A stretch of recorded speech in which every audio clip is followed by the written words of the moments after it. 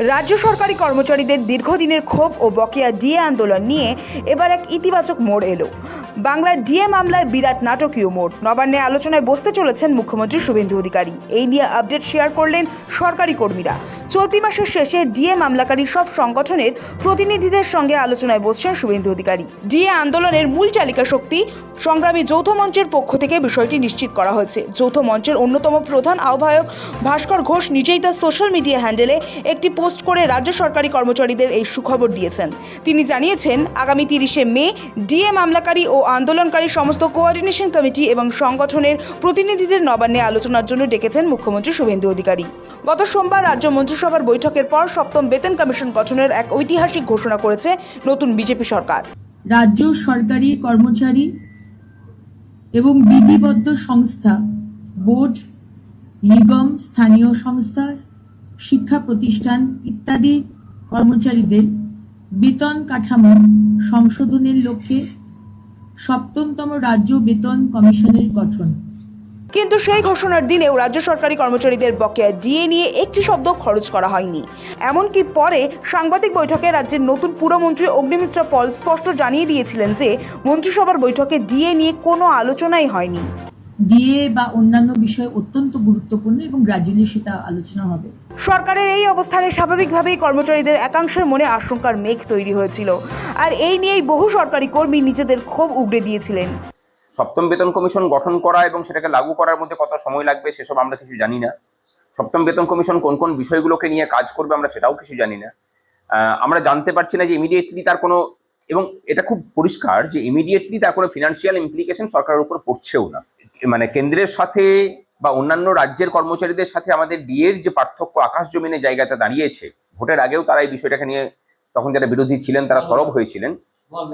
তাদের কাছে তো এই আশাটা তো থাকবেই যে তারা ইমিডিয়েটলি সেই বিষয়গুলোকে পূর্ণতা দেওয়ার দিকে নিয়ে যাবেন। আমরা ধৈর্য রাখছি, অধৈর্য হচ্ছি না। আশা করি পরবর্তী কোনো বৈঠকে তারা সিদ্ধান্ত নিয়ে বকেয়া ডিএ মহার্ঘ ভাতার বিষয়টাকে সামনে নিয়ে এসে সেগুলোকে কার্যকরী ভূমিকা গ্রহণ করবেন। কিন্তু সব জল্পনার অবসান ঘটিয়ে এবার জানা গেল, চলতি মে মাসের শেষেই ডিএ আন্দোলনকারী সমস্ত সংগঠনের প্রতিনিধিদের সঙ্গে সরাসরি টেবিলে বসতে চলেছেন খোদ মুখ্যমন্ত্রী শুভেন্দু অধিকারী। নবান্নের সভাগৃহেই আয়োজিত হতে চলেছে এই হাই ভোল্টেজ মেগা বৈঠক। এর আগে যখন নতুন সরকারের প্রথম মন্ত্রিসভার বৈঠকে ডিএ নিয়ে কোনো সুনির্দিষ্ট ঘোষণা বা অর্থ বরাদ্দ করা হয়নি, তখন যৌথ মঞ্চের সুর কিন্তু অন্যান্য বারের মতো নরম ছিল না। তবে ক্ষমতার আমূল পরিবর্তনের পর ভাস্কর ঘোষরা জানিয়েছিলেন তারা নতুন সরকারকে কিছুটা সময় দিতে চান। সেই প্রেক্ষিতেই তারা এখনো চূড়ান্ত আশাহত হননি এবং প্রতিশ্রুতি পূরণের বিষয়ে নতুন সরকারের ওপরই পূর্ণ ভরসা রাখছেন। 30শে মের এই বৈঠক সেই আস্থারই এক বড় প্রতিফলন নিঃসন্দেহে। রাজ্যে ডিএ আন্দোলন। রাজ্য সরকারি কর্মচারীদের বকেয়া ডিএর দাবি ও ধর্মতলা চত্বরে আন্দোলন দীর্ঘদিনের পুরনো ইস্যু। বিগত তৃণমূল জামানায় এই নিয়ে আইনি লড়াই সুপ্রিম কোর্ট পর্যন্ত গড়িয়েছে।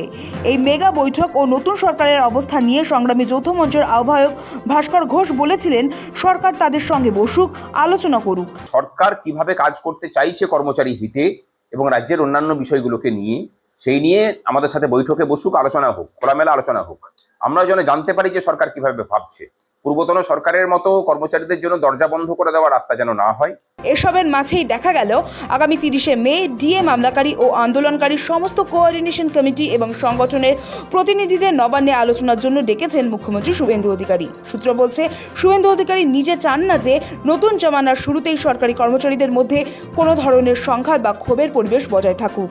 আর সেই কারণেই আইনি জটিলতা ও আন্দোলনের রাস্তা এড়িয়ে 30শে মে সরাসরি আন্দোলনকারীদের সঙ্গে মুখোমুখি বসে বকেয়া ডিএ মেটানোর একটি সুনির্দিষ্ট রোডম্যাপ তৈরি করতে চলেছেন তিনি।